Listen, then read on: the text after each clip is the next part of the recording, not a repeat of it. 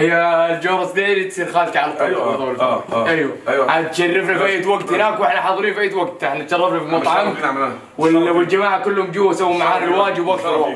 شكرا لك على الاكل الحلو، ان شاء الله يمتلي زياده ان شاء الله.